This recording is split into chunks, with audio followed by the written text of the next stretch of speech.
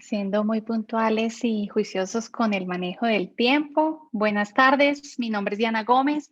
Les damos la bienvenida al conversatorio que se realiza en el marco de lo que es una presentación online de lo que es el curso de verano titulado Conflictos en el mundo contemporáneo, desde el fin del muro hasta la pandemia, a través de un diálogo que vamos a tener con nuestro profesor Carmine Pinto de la Universidad de Salerno, Italia, y quien tendrá a cargo este curso de verano a partir del próximo 30 de junio.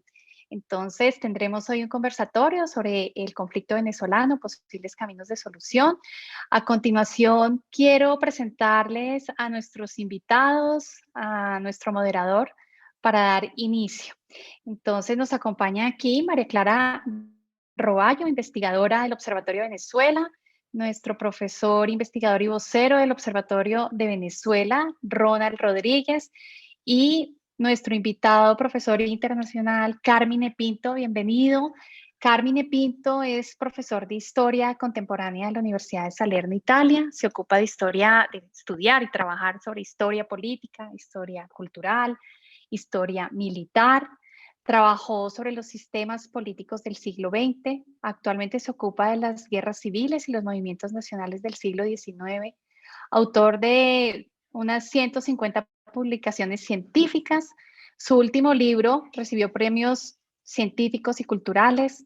Ha sido profesor en muchas universidades europeas y americanas, miembro de consejos editoriales de revistas italianas y de revistas internacionales. En este momento, actualmente es director del Centro de Investigación sobre Conflictos en la Edad Contemporánea y del programa de doctorado en estudios literarios, lingüísticos e históricos. Colabora también en programas de divulgación histórica y también Carmine Pinto es columnista de periódicos y revistas. Entonces, bienvenido, profesor Carmine, María Clara Roballo, Ronald, quien va a ser nuestro moderador, entonces nos acompañará a lo largo del conversatorio. Y por supuesto, quiero contarles que de la Cancillería de la Universidad y de nuestra Facultad de Estudios Internacionales, Políticos y Urbanos, en el chat vamos a estar muy pendientes de las inquietudes que ustedes tengan a propósito del curso de verano y al final se podrá dar un espacio para algunas inquietudes del curso también. También al final entonces va a darse la posibilidad de abrir el micrófono y la cámara para hacer preguntas a nuestros panelistas. Muchísimas gracias por estar acá y bienvenidos a este conversatorio. Ronald, tienes entonces contigo la palabra. Gracias, Diana. Al profesor Carmine Pinto, bienvenido. A la profesora María Clara, bienvenida. Veo que entre la lista de asistentes hay algunos de los estudiantes de la Universidad del Rosario, incluso algunos colegas, la profesora Natalia Rojas y otros egresados y amigos de esta casa de estudios. Y pues para iniciar un poco de contexto, quizá para comprender por qué Venezuela se ha vuelto un punto de estudio tan importante para el Estado colombiano y más en este momento en el cual la situación, el conflicto que vive Venezuela se encuentra generando quizá el mayor movimiento de migración en este momento casi que en el mundo, incluso superando al sirio si uno cuenta las cifras de los retornados colombianos. Nosotros los colombianos nos hemos visto siempre o la mayoría de las veces como un país en conflicto y el conflicto armado ha marcado la segunda parte de nuestro siglo XX y el inicio de este siglo. Ahora el posconflicto es uno de los temas centrales. La consolidación de la paz en Colombia sigue siendo un reto y mientras enfrentamos ese reto y vivimos toda la dinámica y la tensión social que nos ha traído la crisis en salud pública producida por la COVID-19, paralelamente también vivimos este fenómeno de movilidad humana. Y tal vez ha llegado el momento de que el mismo Estado colombiano se comprenda y se lea a sí mismo también como un país en movilidad humana. Nuestro conflicto armado causó el desplazamiento de 7,5 millones de compatriotas. Muchos de ellos se vieron obligados incluso a salir al exterior. Hoy nuestra comunidad en el exterior varía según la fuente, pero se calcula entre 5 y 8 millones de colombianos fuera del país. Muchos de ellos se fueron en dirección a Venezuela.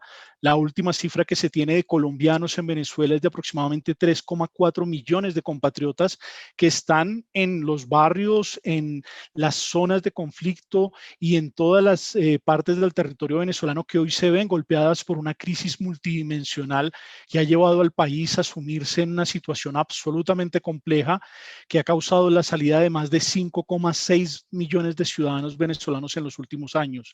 Dentro de esa dinámica, pues el Estado colombiano ha sido uno de los puntos de referencia, los 2.219 kilómetros de frontera que compartimos, que nos hermanan, en el cual viven casi 12 millones de personas entre los 7 departamentos colombianos y los 4 estados venezolanos, pues hacen que la realidad de los dos países esté estrechamente vinculada. Hoy, una parte importante de los líderes políticos venezolanos que están en el exilio se encuentran en Colombia, incluso la persona que funge desde el gobierno encargado de la transición como canciller, su oficina funciona desde territorio colombiano, y en ese orden de ideas el conflicto venezolano, la situación que vive el hermano país ha tenido una serie de episodios a lo largo de los últimos 21 o 22 años dentro de nuestro territorio, e incluso hoy en día, cuando tenemos tanta crispación y tanta complejidad entre Colombia, varios de los episodios han hecho referencia a la presencia de ciudadanos venezolanos.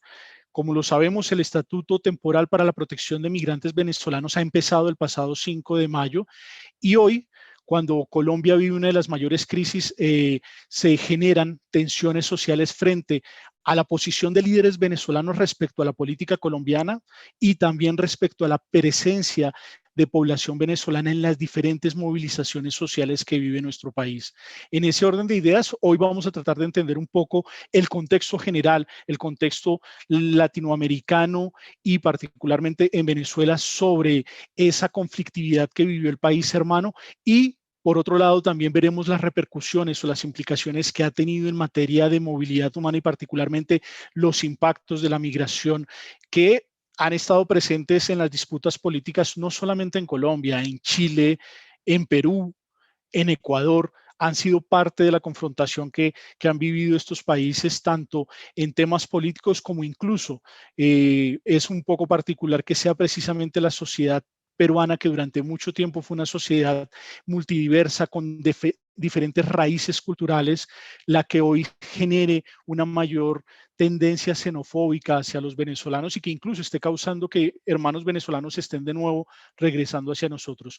Para abordar un poco estos temas, le voy a dar la palabra a los dos profesores para que hagan una breve introducción de 3 a 5 minutos, nos orienten sobre los temas y posteriormente unas preguntas orientadoras hacia ellos, y abrimos el espacio para la discusión para que ustedes nos puedan preguntar o les puedan preguntar a los profesores realmente sobre algunas de las dudas que tienen en torno al tema que hoy nos reúne. Entonces, empezamos con el profesor Carmine Pinto. Profesor, bienvenido, para que empiece con su intervención. Buenas tardes en Colombia, y muchas gracias por la invitación a la Universidad de Rosario y a todos los organizadores. Podemos empezar ofreciendo una perspectiva de interpretación de la cuestión venezolana para cómo se puede ver para un estudioso, un investigador de Europa. Me parece que esta cuestión tiene unas líneas muy originales para entender un caso de la historia geopolítica de nuestra época contemporánea.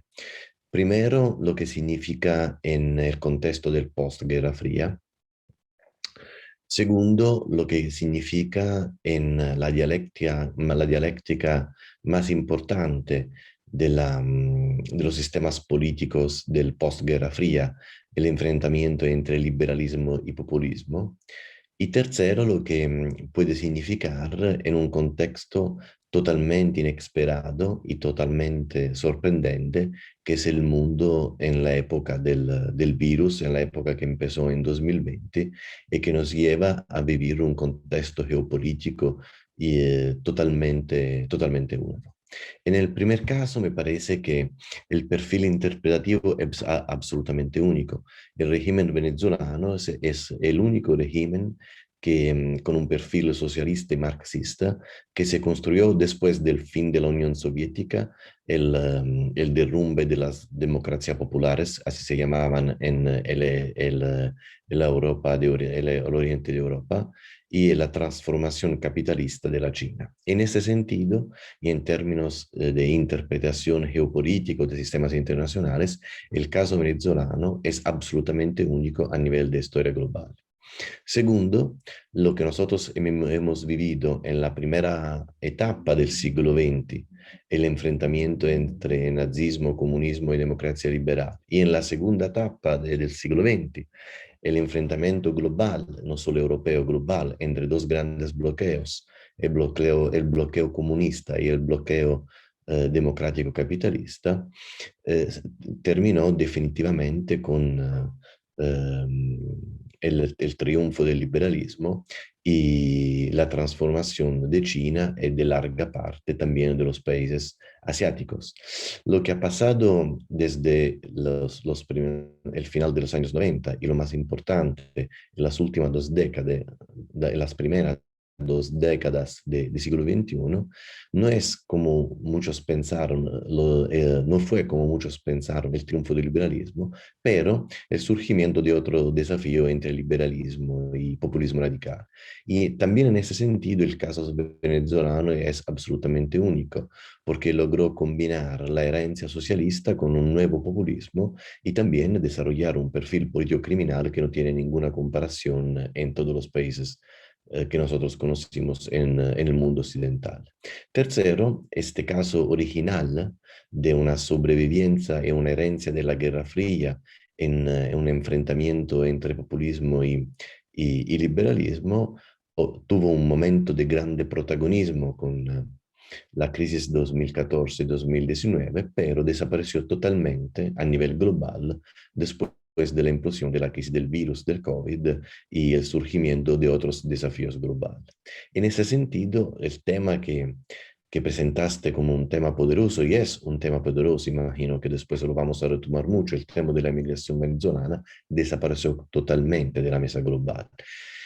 Lo que hizo Colombia con el estatuto especial que ofreció a los venezolanos que llegaron al país, a todos nosotros parece absolutamente único, una forma de solidaridad, de organización de una inmigración que no tiene por ahora comparación en otros países, tampoco en Europa, donde en Europa también son muchísimos los venezolanos, en España, Italia y muchísimos otros países, Alemania, Francia, Inglaterra.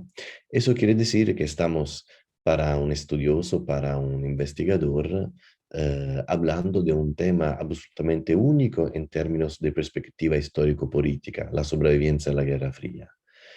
Interesante en términos de perspectiva sobre los desafíos del siglo XXI, un caso original de enfrentamiento entre liberalismo y populismo, y una tragedia humana que tampoco tiene muchos casos de comparación afuera del caso sirio, por unos aspectos de sectores de Irak, Afganistán y Sudán hace unos años, y que nos lleva a, a a entender también un problema enorme, el problema de las narraciones y de las representaciones de este fenómeno que lo hicieron desaparecer en el mapa global.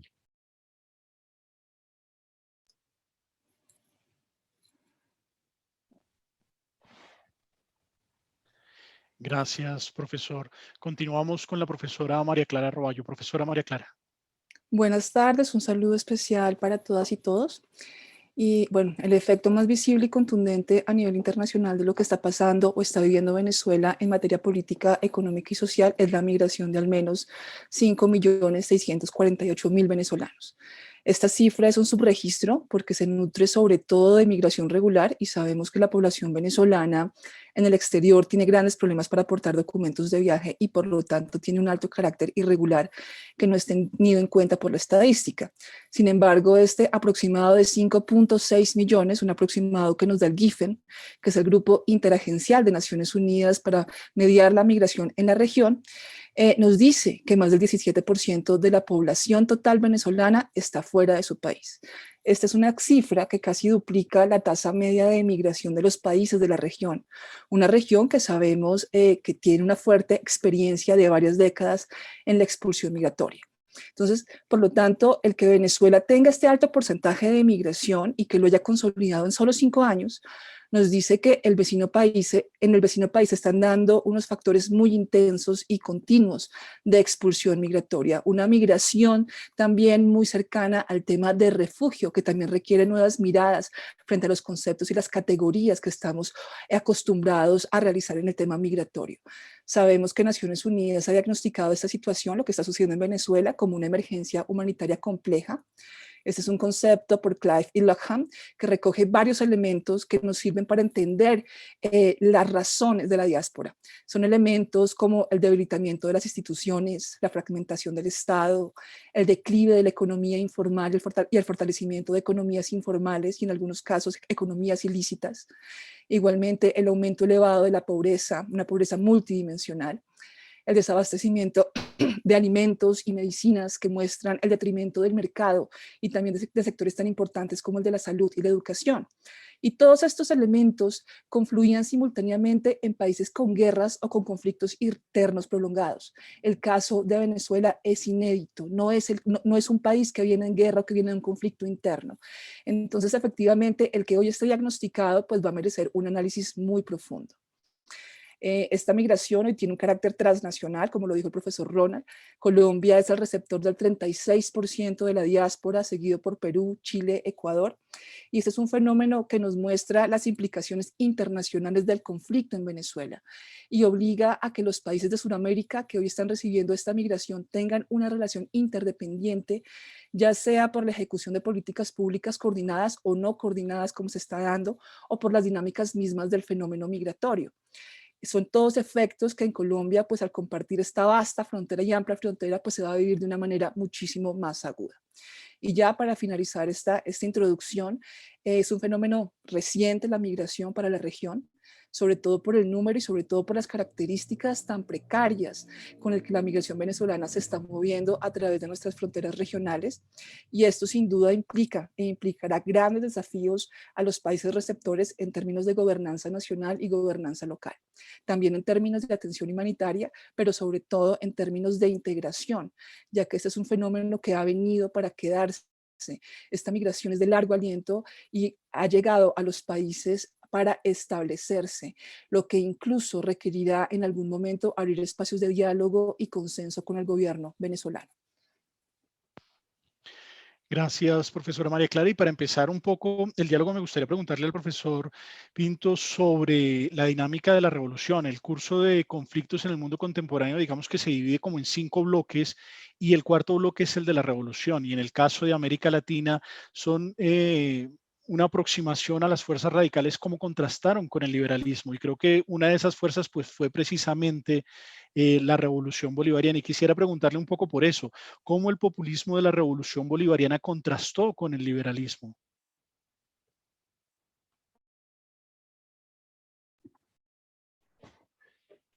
Mira, yo pienso que, como hemos comentado hace unos minutos, que es un caso absolutamente único. En realidad es un caso absolutamente único la sobrevivencia del marxismo en América Latina. Si nosotros miramos el mapa global, el marxismo como proyecto de Estado empieza su crisis definitiva en los años 70 y 80 del siglo XX. En realidad tenemos todavía unos casos, en la mayoría en África y obviamente en Afganistán con el régimen de los años 70 y después con la invasión soviética, donde por motivaciones y contextos diferentes se intentaron casos de construcción de régimen comunistas. Pero en realidad, con la excepción de países donde estuvieron intervenciones como la de Afganistán, después en los años 70 y en los años 80 definitivamente desaparecieron del mapa los proyectos de perfil comunistas. Que sobrevivieron, que nosotros conocemos muy bien, que serían obviamente Vietnam, Corea y China, sobrevivieron como herencia de la Guerra Fría o de la Revolución Bolchevique y después se transformaron después de los años 80 en forma diferente. El único país que mantuvo las instituciones y el modelo comunista-estalinista fue Corea del Norte. en África, pero lo más importante en Europa, donde surgió el proyecto marxista y después marxista-leninista, y donde se desarrolló la revolución bolchevique y el triunfo de la revolución bolchevique en esa época de Lenin y de Stalin. El socialismo como proyecto de Estado totalitario desapareció completamente.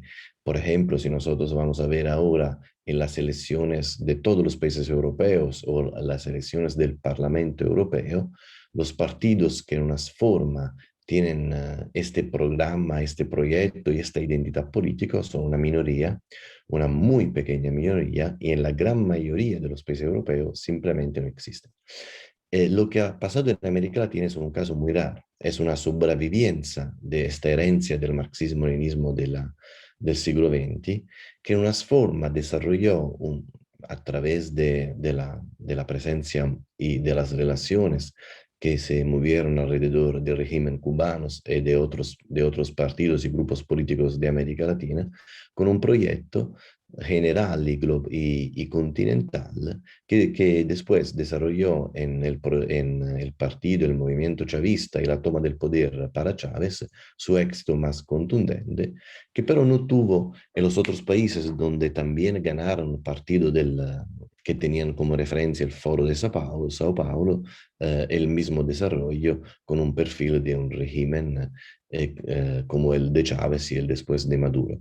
Entonces pienso que lo más interesante es preguntarse el por qué. ¿Por qué en América Latina sobrevivió un proyecto en un contexto político e ideológico que ha desaparecido en todo el mundo? Y lo más importante, ha desaparecido totalmente donde este proyecto surgió, en Europa. Pienso que esa sería una pregunta muy interesante, un tema muy interesante. ¿Por qué desapareció en todo el mundo y en América Latina tomó una fuerza que no tuvo por muchos aspectos tampoco en la época de la Guerra Fría? Profesor Carmine, y un poco en esa misma dirección, el papel que jugaron las autocracias de China y Rusia en el proceso venezolano han tenido un protagonismo en este siglo XXI, pero no podemos negar que fue precisamente el régimen de primero de Hugo Chávez y ahora de Nicolás Maduro el que le permitió la entrada a estos autoritarismos a América Latina, su participación incluso. Pocas veces habíamos tenido solamente con Cuba una participación tan fuerte de una potencia extracontinental en el área, y ahora hay una relación muy fluida entre Venezuela y Rusia, pero también entre Venezuela y China. Sí, claro, eso está muy claro, es evidente en el debate internacional, pero en realidad Rusia y China tienen un perfil político diferente. China es una autocracia capitalista, China es una autocracia capitalista con un partido único comunista, pero con un desarrollo capitalista de la sociedad. Rusia es por unos aspectos una autocracia, por otros aspectos no es una autocracia, con un capitalismo donde el papel estatal es muy fuerte. Pero los dos no tienen un modelo marxista o marxista-leninista que se puede comparar a lo de Venezuela. Decimos que la política que hacen Rusia y China en Venezuela es más o menos la misma que hacen en todo el mundo. Es una política de grandes potencias internacionales que tienen intereses, que tienen objetivos, que tienen mitos, que en una forma quieren promover el enfrentamiento global. Pero Venezuela no es en el perfil político ideológico algo que se puede comparar a China o Rusia.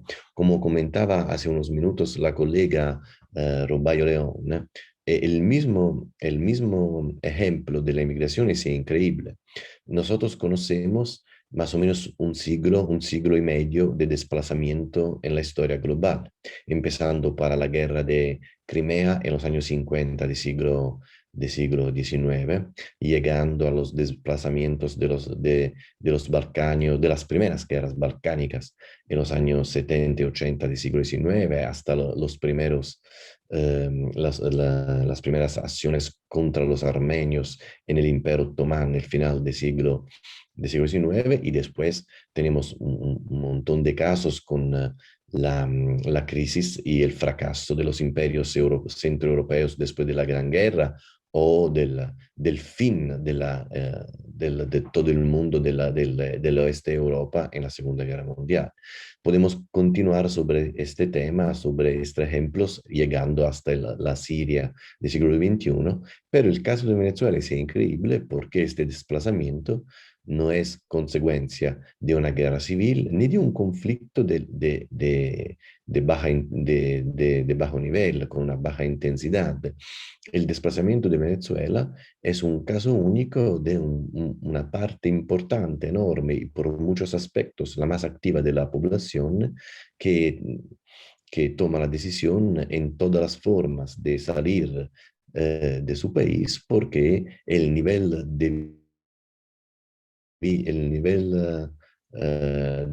de la vida, el contexto social, la agencia más están abrumados, mejor armado. En Venezuela nunca estuvo un bando armado y contra otro bando armado. En Venezuela, todos los poderes, todas las armas y toda la violencia es manejada para el régimen chavista, los grupos paramilitares chavistas y todos los grupos criminales que en una forma viven en el país o a veces tienen relaciones con el régimen. Eso quiere decir que es un caso absolutamente único de un desplazamiento que es consecuencia del perfil del régimen y del fracaso social que el régimen tuvo en la sociedad. En ese sentido, para completar la respuesta, nosotros tenemos dos niveles diferentes. Por un lado, los intereses típicos de grandes potencias, las autocracias rusa y china, donde el papel ideológico parece mínimo o puede ser que no exista. Y por otro lado, un régimen que tiene en el mismo tiempo una enorme fuerza bruta, una enorme fuerza armada, una enorme fuerza represiva y un fracaso político-social total. Y entonces, para completar, lo que pasa en términos, por ejemplo, de desplazamiento, eso no es una consecuencia de la intervención internacional, es una consecuencia de estas dos líneas. Por un lado, la fuerza del régimen y entonces de la debilidad de la oposición. Por otro lado, el fracaso brutal del régimen en términos de politicidad de otro actor internacional de intervenir en ese sentido. Gracias, profesor. Profesora María Clara, un poco para ahondar precisamente en este tema, ¿cuáles son las causas de la salida de los ciudadanos venezolanos? Un poco hablando de lo que ha podido evidenciar, por ejemplo, la encuesta en COVID y todas las demás dinámicas en materia de seguridad, de economía, incluso toda la lógica que se está presentando hoy mismo en las zonas de frontera. Bueno, las causas son diversas, multifactoriales. A Colombia y a países de la región empezó a llegar hace más de 20 años, hace 20 años, primero por situaciones políticas, luego por cambios estructurales económicos, y eso lo vimos con una variación del perfil migratorio. Y bueno, lo que ha pasado del 2015 para acá, en donde entendemos que hay una crisis humanitaria, pues básicamente los migrantes, una vez pasan nuestra frontera, arguyen 5 razones principales. La primera, escasez de alimentos y medicamentos. Sabemos que hay o había al menos hasta el 2019 una escasez generalizada del 80% de medicamentos y alimentos. Sabemos que según la encuesta en COVID, los venezolanos han perdido el 3.5 años de su vida, de esperanza de vida al nacer, y esto va a ser un dato muy, muy preocupante. Efectivamente, también sabíamos que también hasta el 2019, porque sí ha cambiado de alguna otra manera el escenario social frente al tema de escasez, pero sí hasta el 2019 los migrantes habían perdido entre 7, o la población en general venezolana, entre 7 y 11 kilos. Entonces, efectivamente, allí había unas falencias nutricionales, unas falencias también del sector de salud, que hoy solamente puede dar una atención al 20% de su población. Entonces, esta era una de las características, o fue durante el 2015, 2016, 2017 y 2018 un elemento muy importante de migración. Ya en el 2019 el tema del colapso de los servicios públicos se ha sumado a las razones por qué emigrar. Sabemos que en Venezuela hay apagones, empezaron siendo al occidente del país, pero cada vez se hace de una manera más generalizada, con excepción de Caracas, que también ha tenido momentos de apagones. Esto también ha comprometido el acceso a agua potable. Hoy sabemos también que Venezuela, a pesar de ser un país petrolero, pues hoy tiene escasez de gasolina. Entonces, el tema de no tener un acceso continuo a servicios públicos fue un detonante, especialmente en el 2019, y que se vio en nuestra frontera y en los migrantes y caminantes o migrantes en tránsito hacia terceros países. Por supuesto, en el trasfondo hay un colapso económico muy importante, una economía que ha recaído de una manera muy importante. Justamente en COVID nos mostraban que el PIB que hoy tiene Venezuela ha caído casi el 50%. El PIB de Venezuela hoy es lo que era Venezuela en 1980. Hay una hiperinflación que ha generado casi la desaparición del bolívar como una moneda que fue incluso muy fuerte durante muchas décadas en la región. Hoy los migrantes venezolanos, la sociedad venezolana tiene un salario mínimo entre 3 y 4 dólares, lo que no le permite ni siquiera hacer un mercado semanal. Entonces hay un tema económico muy intenso. Por supuesto, violencia generalizada. Venezuela pasó de ser uno de los países más tranquilos y seguros de la región a ser uno de los con mayores tasas de muertes violentas a nivel mundial. Y por supuesto hay una violación sistemática de los derechos humanos que opera en diferentes sectores. El sector de los medios de comunicación con una censura muy grande, las muertes, el derecho a la vida, incluso el aumento importante de muertes de neonatos y madres en gestación. Entonces allí se está dando todos unos factores multidimensionales. No es un factor de expulsión, sino es la congregación o efectivamente, como decía el profesor Camín, una situación que ha trastocado casi todos los niveles sociales y políticos del país. Profesora María Clara, y en esa misma dirección, el impacto que ha tenido la movilidad humana, la migración venezolana en Colombia. Hoy, como lo decíamos al principio, el Estado colombiano empieza a plantearse políticas de mediano plazo a 10 años para administrar la migración. ¿Cómo explicarle a los colombianos que el fenómeno de movilidad humana proveniente de Venezuela no es un fenómeno de corto plazo? ¿Qué implicaciones va a tener para el país? Incluso en estos momentos de agitación en el Estado colombiano, donde se responsabiliza en muchos casos a los venezolanos de las acciones violentas en determinadas ciudades.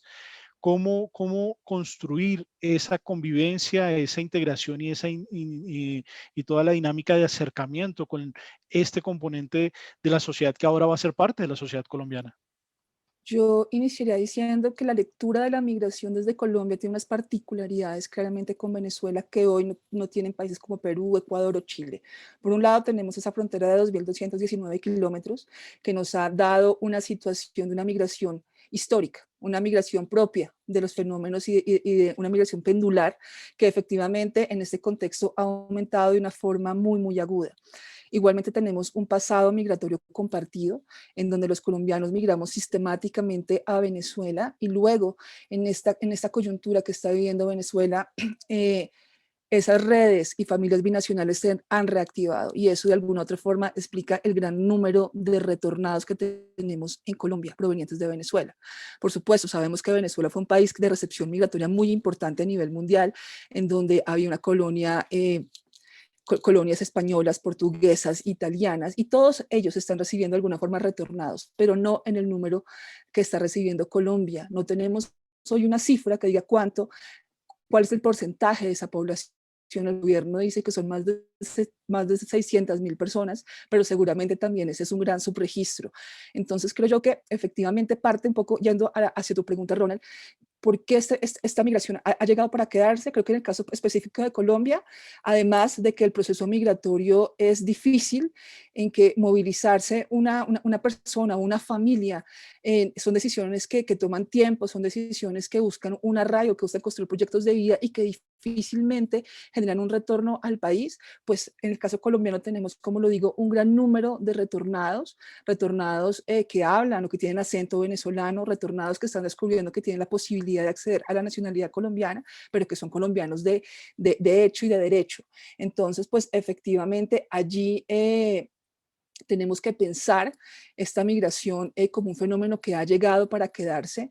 Tenemos que empezar a implantar políticas no solamente de asistencia humanitaria, sino de integración. Y pues bueno, teniendo en cuenta que Colombia, además de eso, era un país que no era cercano al fenómeno migratorio de recepción y que ha tenido que responder de una manera muy rápida y aguda a este fenómeno.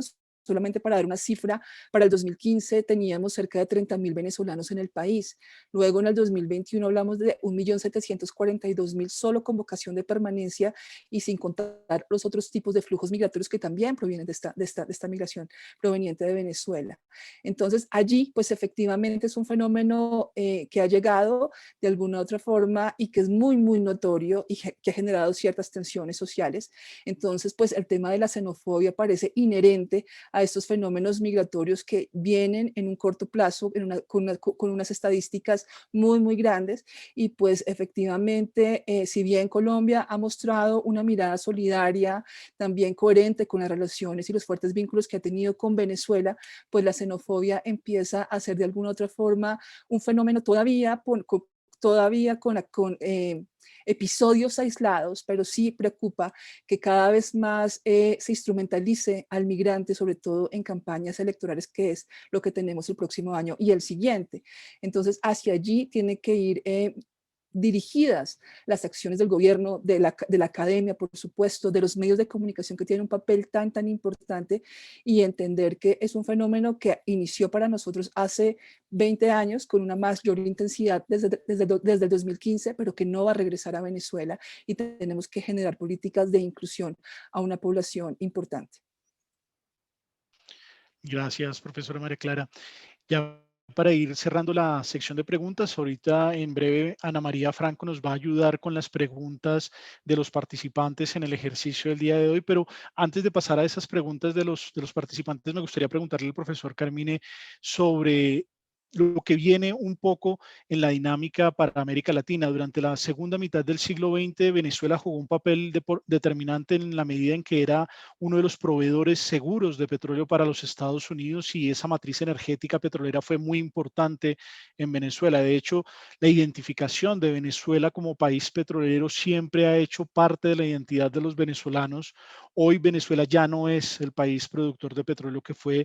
Incluso su dinámica de producción ha tenido una caída sensible, prácticamente de estar produciendo o de deber estar produciendo en este momento. Venezuela debería estar produciendo 6 millones de barriles diarios, ni siquiera produce los 3 millones de barriles que producía cuando llegó el chavismo. Hoy su producción es inferior a la producción colombiana, y particularmente la matriz energética en el mundo también empieza a cambiar. Ya el petróleo no tiene el peso que llegó a tener en algún momento en el marco de la Guerra Fría. Me gustaría conocer un poco su perspectiva respecto a cómo estos actores extracontinentales, China, Rusia y toda la dinámica de otras particularidades de la riqueza mineral, por ejemplo, que tiene Venezuela, pueden jugar en este siglo XXI que inicia. ¿Cómo es esa configuración geopolítica con estos actores que ahora están en América Latina, que juegan con América Latina de forma importante? Hoy Colombia tiene como segundo socio comercial precisamente a China, cuando durante muchos años nuestro segundo socio comercial era el país hermano, era Venezuela. ¿Cómo juegan estos actores y en los cambios que vienen para este siglo XXI en diferentes materias, en materia energética, en materia política y sobre todo ahora que sentimos todo el devenir de esta crisis en salud pública? Yo pienso que el 2020 con la crisis del virus tuvo un papel de multiplicador de muchísimos fenómenos. Y como siempre pasa en una crisis, nosotros vivimos un tiempo donde buscamos mirar el horizonte, pero siempre va a ser diferente de lo que nosotros vivimos. Yo pienso que como estamos, por ejemplo, registrando en Europa, la crisis es también una gran oportunidad. Por ejemplo, en Europa tenemos tres cosas que, que están empezando a salir como resultados de la crisis. Primero, un fortalecimiento de las instituciones democráticas. Después de muchas críticas de la polémica continua con siempre los mismos estereotipos que usted conoce muy bien, la corrupción y todas esas cosas. En realidad, la crisis en Europa mostró la fuerza y la capacidad de la institución democrática de resistir a las dificultades y de ofrecer un puesto de lo más relevante a la defensa de la vida humana. Segundo, la Europa ahora tiene un plan de reconstrucción donde, entre muchas de las cosas que tú comentaste hasta hace un minuto, lo más importante, el corazón del plan de reconstrucción se llama la transición, no sé si se entiende bien cómo hablo, la transición energética. Y en este sentido, por ejemplo, el plan de reconstrucción que presentó el gobierno italiano hace 2 semanas, tiene como más del 30% de los recursos para la transición energética.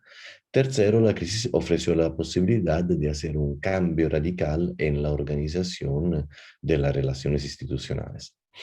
Eso quiere decir que, eso es el ejemplo europeo, que la crisis es una ocasión también de análisis de profundidad. En ese sentido, yo pienso que América Latina está un paso atrás, en el sentido que la crisis llegó a América Latina 6, 8, 9 meses después que Europa. El ritmo de la crisis que está viviendo América Latina es obviamente retrasado porque la crisis explotó después y tuvo más fuerza después, siempre con una diferencia de 6, 7, 8 meses. Y también en América Latina está un elemento de destabilización, ¿no?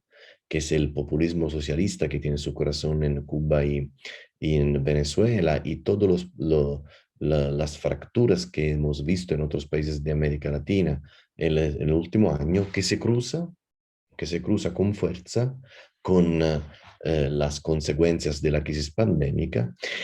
En ese sentido está un espacio para Rusia y China, pero yo no pienso que Rusia y China tienen el poder y la fuerza política y geopolítica que todavía ahora tiene Estados Unidos y todo lo que se mueve alrededor de Estados Unidos.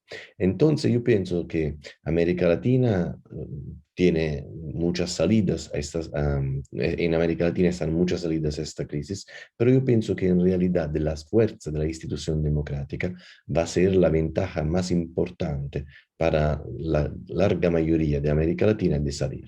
El caso de Venezuela en ese sentido, pero es un caso totalmente diferente, Ronald, porque como siempre ha pasado en un estado fracasado, como hemos visto en otros estados después del fin de la Guerra Fría, la salida del fracaso normalmente pasa a través de una larga intervención internacional, de una resolución del conflicto a través de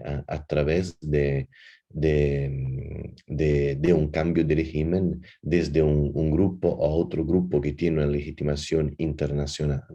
Y es muy posible que eso pasa también a través de una reconstrucción de la economía de Venezuela, que no tiene solo el petróleo como su corazón, pero tiene la capacidad de utilizar todos los recursos del país. Esas cosas pero pueden pasar, y yo pienso, solo a través de una larga intervención internacional. Hemos visto que en unas formas las sanciones de Estados Unidos y con un papel diferente también en la posición de la Unión Europea tuvieron un efecto con el régimen de Maduro. La misma posición de Maduro, claro, con todas sus tácticas ahora de decir algo sí, algo no, hablar con Guaidó, es una consecuencia, primero de todo, de las sanciones. Entonces yo pienso que lo que tú preguntas, cómo se reconstruye una identidad venezolana en general, en una salida de América Latina de la crisis pandémica, tiene su respuesta en estos diferentes niveles. Primero, cómo se desarrolla el enfrentamiento entre Europa y Estados Unidos, entre las democracias liberales y sus desafiante autocrático a nivel global. Segundo, si América Latina logra un papel de estabilización o continúa a aceptar por unos casos un papel de unos grupos estatales que tienen un papel de destabilización. Tercero, si las dos cosas se cruzan en una larga intervención internacional que ofrece una salida a Venezuela que es muy difícil, yo pienso es largamente difícil, improbable, que puede pasar por el régimen de Maduro y todos los grupos políticos y criminales que están conectados al régimen de Maduro. Gracias, profesor. Vamos con Ana María Franco, quien nos va a ayudar a gestionar las preguntas de nuestros participantes el día de hoy. Ana María. Gracias, Ronald.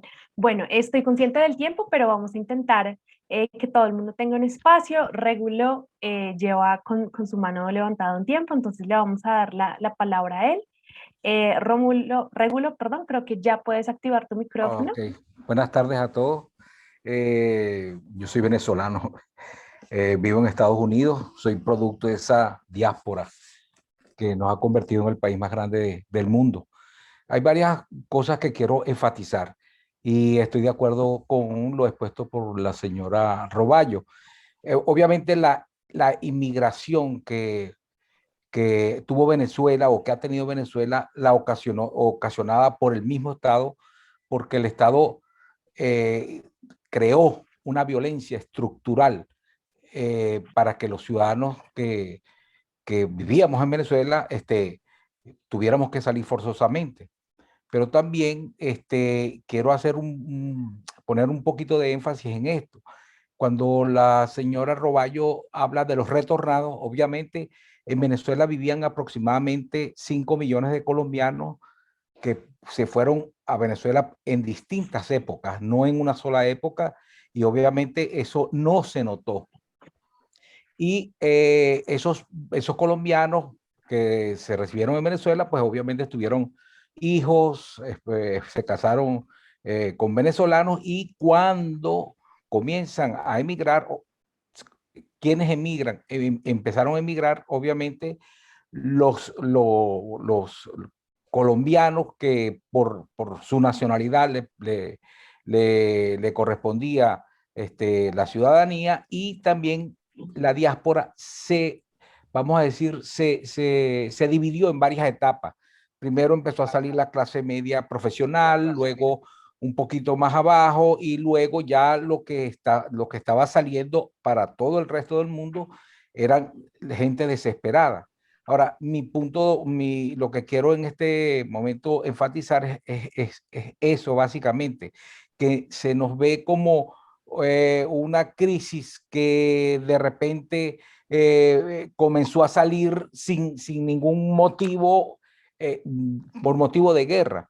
Claro, obviamente que no fue así, pero fue empujada por el mismo Estado quien hizo que eso resultara así. Y lo otro, que la influencia de China y Rusia y tal vez de Irán en América Latina, y especialmente en Venezuela, fue ocasionada desde el 2004, cuando después que Rusia y China entran a la Organización Mundial del Comercio, pues China, con su diplomacia blanda, comienza a expandirse por toda la región. Lo mismo Rusia en menor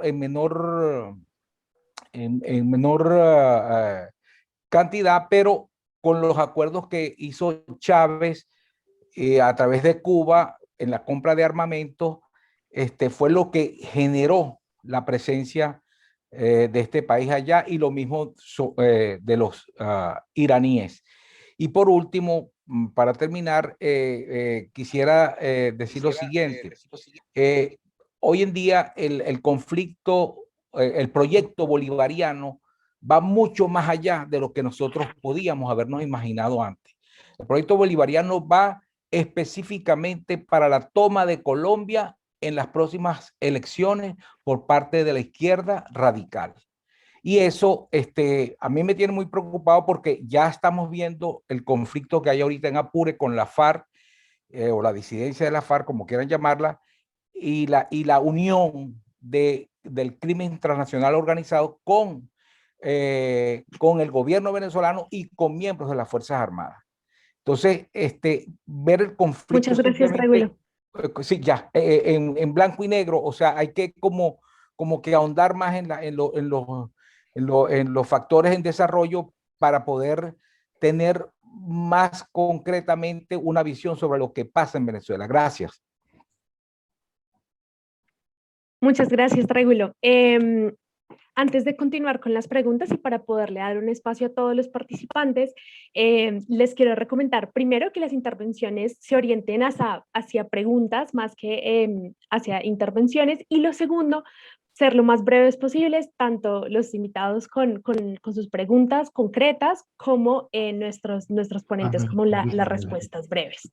Listo, muchas gracias. Vamos a continuar entonces con Wilson Niño, que tiene la mano levantada. Ya te voy a dar el permiso para poder activar tu audio. Listo. Te recomiendo la brevedad. Muchas gracias.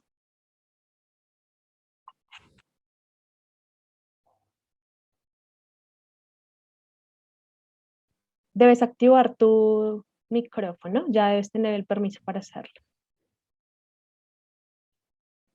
Listo. No te escuchamos, Wilson.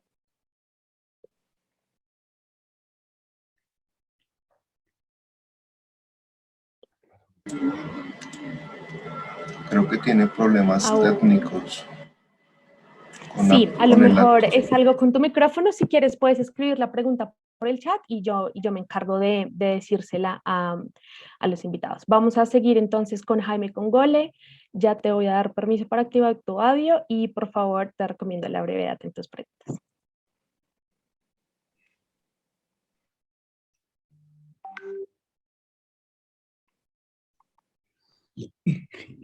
Acá. Buenas tardes. Gracias por la invitación y felicitaciones por el panel y el planteamiento del tema.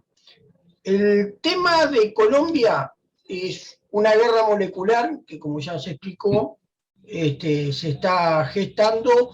Es algo importado que recibe Colombia. Ahora, en las próximas elecciones, quien va a fallar va a ser el presidente, porque ya está fallando. O sea, la realidad es esa.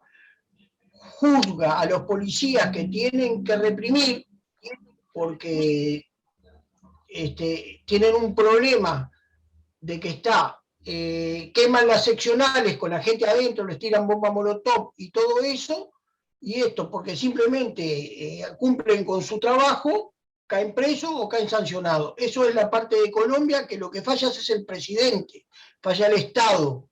Y Colombia está a punto de convertirse en un Estado fallido. Por ahora está en una guerra molecular. Va a pasar a una guerra civil para pasar a ser un Estado fallido. Y Colombia no lo va a poder controlar solo.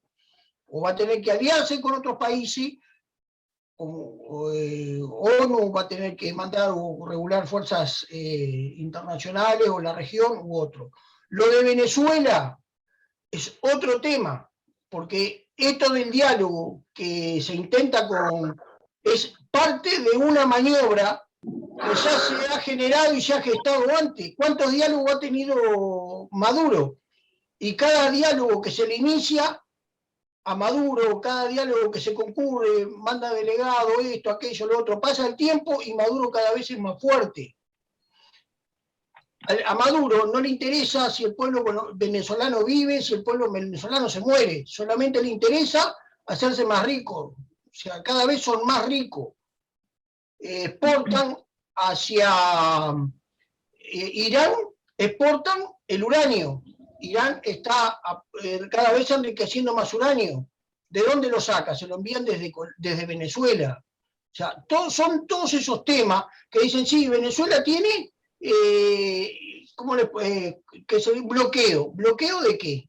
Si exporta oro, exporta uranio, exporta petróleo, recibe combustible. O sea, no existe el bloqueo, es un chiste el bloqueo. O sea, el diálogo... Muchas gracias, Jaime. Por nada. Muchas gracias, Jaime. ¿Tienes alguna pregunta en concreto? La concreta es, ¿el diálogo es factible?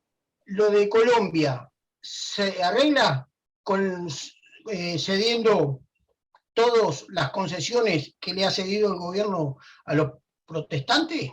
No. A mi entender, no. Ustedes son los académicos.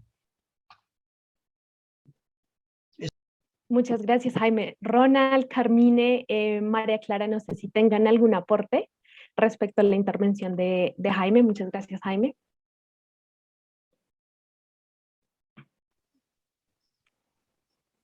Si quieres, brevemente respecto al diálogo, en efecto, las negociaciones con el régimen han sido utilizadas como instrumento, incluso posicionador en diferentes momentos, pero siempre hay que insistir en la negociación. El caso venezolano es un caso absolutamente complejo. No solamente estamos hablando de un retroceso en el sistema democrático, estamos hablando de la pérdida del monopolio de la fuerza, de la pérdida del control territorial, de la desestructuración del sistema de asistencia social, incluso de una crisis económica que prácticamente parece de manual. Pocos países han vivido un proceso tan acelerado de crisis económica. Y no obstante, obviamente, pues las prevenciones que hay con el diálogo, pues es que uno siempre negocia con los que son diferentes a uno. Y en este caso, la revolución bolivariana, para algunos académicos, particularmente entre los que yo me incluyo, consideramos que es un tipo de dictadura a partir del 2017, cuando se crea la Asamblea Nacional Constituyente y se termina de romper las reglas de juego y se pasa o se deja de lado la dinámica del autoritarismo competitivo. Y creo que en este momento, pues la situación en Venezuela es una situación compleja porque la pandemia ha significado una reacomodación de actores que dificulta la dinámica que venía promoviendo la oposición, y el que tengan que replantearse la estrategia, pues hace parte de cómo buscar. No es que con la negociación se llegue a un proceso en el cual se reconstruya la democracia venezolana inmediatamente, sino que creo que incluso lo que están buscando un poco es escalar la situación y pasar de esta tipología de dictadura y regresar quizá a un autoritarismo competitivo en el cual pues por lo menos tengan algunos espacios de acción y en dirección de ir obviamente hacia el final, hacia un sistema democrático. Pero obviamente este es un debate muchísimo más largo que pues como observatorio nosotros nos encargamos de estudiar, pero en el caso del profesor Carmine, pues se va a ver más la dinámica del contexto, que es muchísimo más importante, incluso dentro de la dinámica latinoamericana. Y como lo decía al responder la última pregunta, creo que nosotros estamos en un punto donde tenemos que revisar cuál va a ser la respuesta latinoamericana frente a la crisis que vive la región. O sea, más de lo mismo con diferente nombre. Gracias, Jaime. Profesor Carmine, no sé si tenga alguna perspectiva de pronto más contextualizada o general en respecto a esto. Ya teniendo en cuenta que serían las últimas intervenciones, el profesor Carmine nos acompaña desde Italia, una diferencia de 7 horas. No te Adelante. preocupes. No tengo problema de cansancio, pero veo que está otra persona. Pienso que podemos escuchar ella porque Claro le que sí. contesto Ronald. Okay. Listo, entonces Camilo Celis, creo que vas a poder activar tu audio en este momento. Sí, hola, buenas tardes, muchas gracias por el espacio. Yo quisiera preguntarles al profesor Carmine y a la profesora María Clara digamos, la otra clave de lectura alrededor de la migración, que ya no es la xenofobia, sino lo que se ha nombrado últimamente, digamos, en las intervenciones, que es la paranoia castrochavista, y lo que esa lectura de la migración en términos de paranoia castrochavista podría significar en términos de posibilidades de cambios de gobierno, no solamente en Colombia de cara a las elecciones del próximo año, sino en otros países de la región, que paradójicamente, ¿no? Esos cambios de gobierno podrían potencialmente facilitar una salida negociada al conflicto en Venezuela, pero esa clave de la lectura migratoria podría impedir justamente esos cambios de gobierno y de agenda de cooperación hacia la salida de Venezuela. Entonces, quisiera preguntarles sobre esa lectura y la interpretación que ustedes hacen sobre esta paranoia y la posibilidad de frenar cambios de gobierno en América Latina y en Colombia en particular en el 2022. Muchas gracias, Camilo. Adelante. Bueno, yo quisiera decir tal vez algo muy puntual, y es que efectivamente la instrumentalización política de la migración no es algo exclusivamente del caso venezolano en Colombia. Eso lo vemos con diferentes nombres en otras regiones, en otros países. ese es uno de los argumentos. Sin embargo, no podríamos llegar a una conclusión en que justamente esa instrumentalización llevaría a un cambio de sistema político, a un cambio de conducta o ideología. Acá lo que tenemos que tener en cuenta es que efectivamente el uso de ese tipo de argumentos termina en detrimento de una población que requiere una mirada de atención humanitaria, una mirada de integración, y no ser instrumentalizados políticamente y no ser estigmatizados también por los imaginarios justamente de esos argumentos. Recordemos que la migración venezolana hoy no tiene derechos políticos en el país. Hasta ahora se está dando el debate justamente de la identificación y la regularización. Todavía son muy pocos los que tienen acceso a una visa de residencia que les permitiría el acceso electoral en espacios locales. Y bueno, mucho más lejano el pensar todavía un proceso de nacionalización que les daría estos derechos. Entonces, pensar el influjo de la migración en estos cambios políticos y cómo de alguna u otra manera este tema de la migración y de los escenarios y las instrumentalizaciones y los argumentos como el castrochavismo podría interferir, creo que todavía no es muy claro.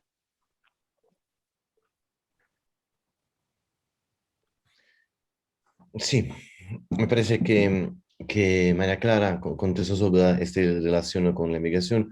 Yo voy a contestar sobre el tema que el tema que todo dicen y no dicen, que me parece muy fuerte en este debate, que si se puede salir con la negociación del régimen de Maduro.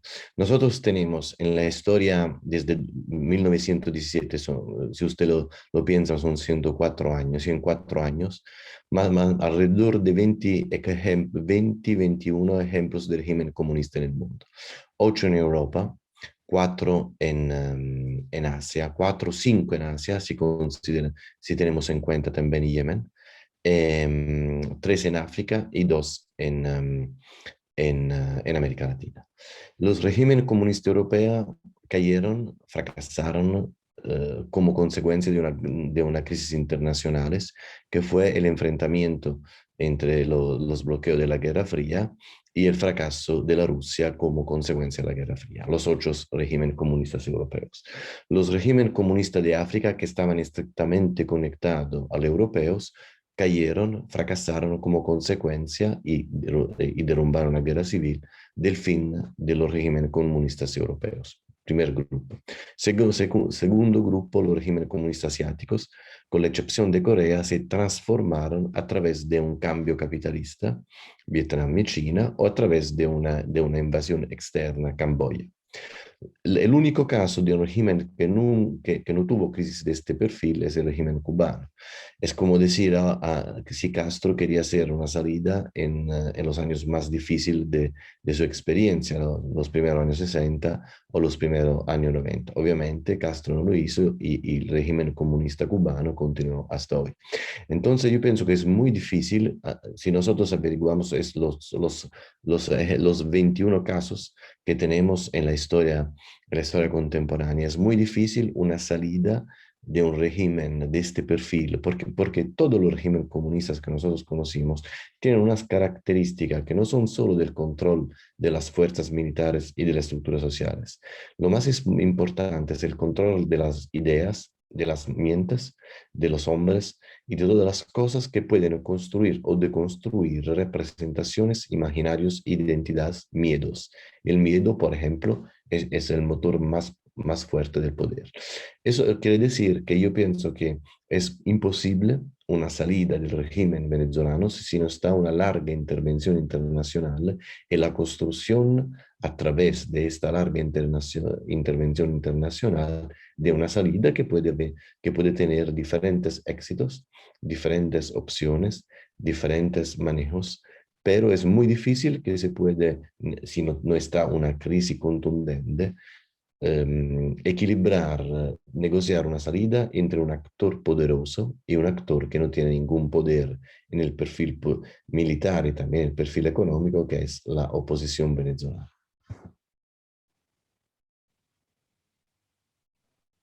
Profesor Carmine, muchísimas gracias y gracias a todos por sus aportes en el chat.